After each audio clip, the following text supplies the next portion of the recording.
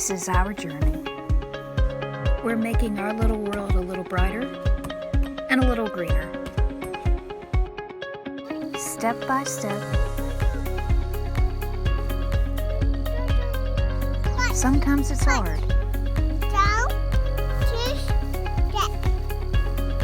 But every day it's rewarding.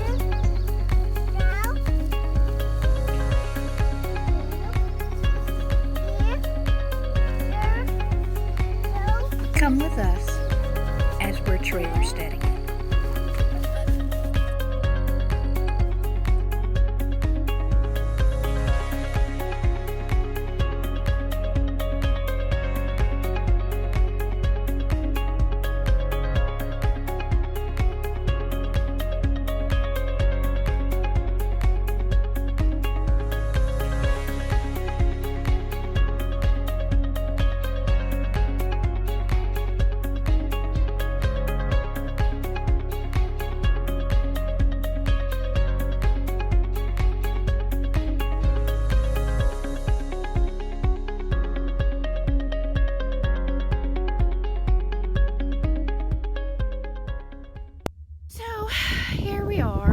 Here I am, finally getting back in kind of to the groove.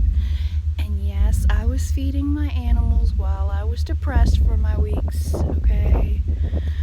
But we lost Bridget, and we couldn't figure out what happened to her. Only thing, we thought maybe it might have been metal or a million and one other things, but basically, I mean, there was no time for us to do anything, because basically, once she got back from the livestock market, I mean, she seemed to be fine. She was eating hay, then she'd go back to grass, she'd eat hay, she'd go back to grass, and she seemed to be fine. And then all of a sudden, just one day she wasn't. So I don't know what happened. I had intended on getting an American guinea hog, a Momo, that was pregnant from the same guy we got her from, but I was just too depressed to do anything. I couldn't take on anything more. Be honest with you, I was pretty much just throwing my hands up between this animal control thing, and I was about to give up.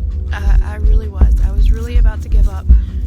And I saw one of Justin Rhodes' videos where he talked about that he had lost some animals, and he was down, and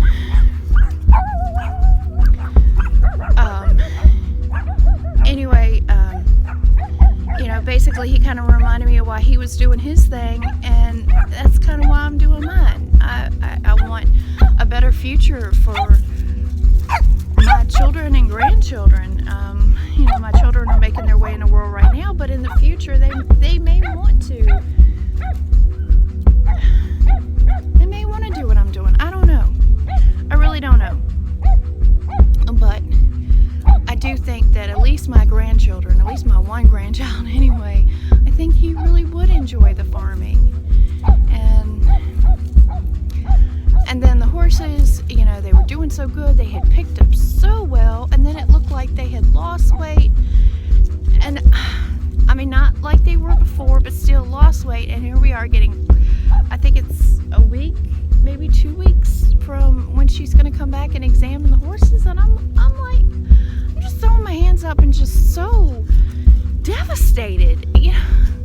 I want this to be over.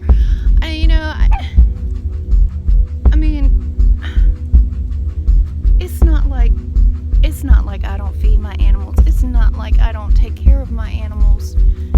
No, but there are losses. You can't help that. And I mean, here we are coming into fall, and they've eaten through the pastures that I had rotated, but I'm so focused on that I can't do what I had intended to do with the rotation. And I was worried about colic with the horses, so I had added more oats. Well, I had added oats at the beginning. I was trying to come up with everything that I could think of, every everybody's advice of, how to add weight onto the horses. And, of course, everybody says, hey, well, mine won't touch the hay. They're just, it's the same hay that they eat during the winter. We just got it sooner, and they're like, I want grass, so what am I supposed to do? So, I give it to them, but they haven't touched it really. They nibbled at it a little bit, but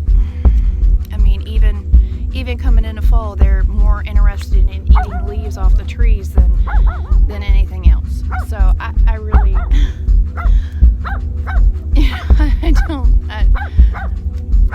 I'm scared. I am scared, and it should not be this way. It really should not. My horses are not emaciated, and they get fed grain, and now they get fed oats. But anyway, what I was saying was with the oats is that, so I listened to that advice because I was worried about colic, and they have more, basically it's just another roughage, so, okay, but like a good roughage. Well, anyway, then I noticed that they weren't gaining the weight, they were just losing it. And what I was doing was basically like a 50-50 mix between the sweet feed and the oats. So I guess basically they were getting like half of what they were, even though I was feeding twice a day. So basically back to what originally we were feeding, once a day, the same amount. Anyhow, so because I found out that basically that it had a lot of fiber, and it had a lot of fiber and something else. I can't think right this minute, but anyway, basically it doesn't have a lot of calories. So basically, the way I'm understanding it is it comes in, it goes out. Blah, blah, blah. Why do they feed it to race horses then? What? Anyway, so I'm freaking out. Like I said, we're coming down to the wire, and they're not as thin as they were before, but still, they had gained so much weight because I went ahead and put them on the pastures, even though I had a plan, for the rotation, and I feel like I burnt out what my plans were ahead of time. Anyhow, and then I lost my cow, and I'm just like, literally, I spent more time in the bed. I did get up to go feed the animals, but that was it. And I didn't do any videos because I'm just like, what's the point? What is the point? And, my husband, he's going through his doctor visits and his cancer treatment, and the surgery went very well, so I'm pleased about that. But like I said, I'm just, and then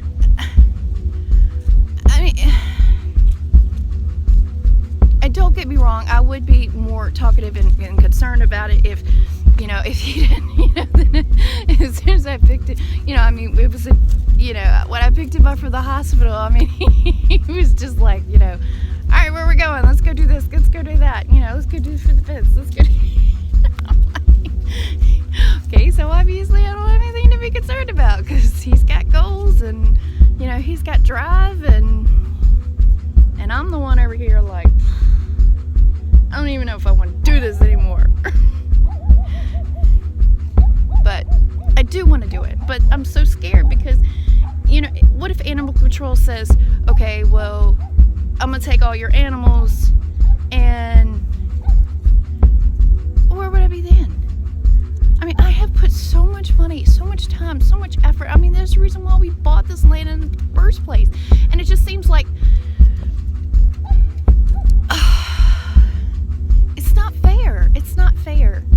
It would be so different if my animals were emaciated, or I wasn't feeding them, or I wasn't taking care of them, or if I wasn't, there really ought to be some law against, being able, it's like you're put on trial and you didn't, it's just not right. It's just not right. So I'm gonna stop ranting about that.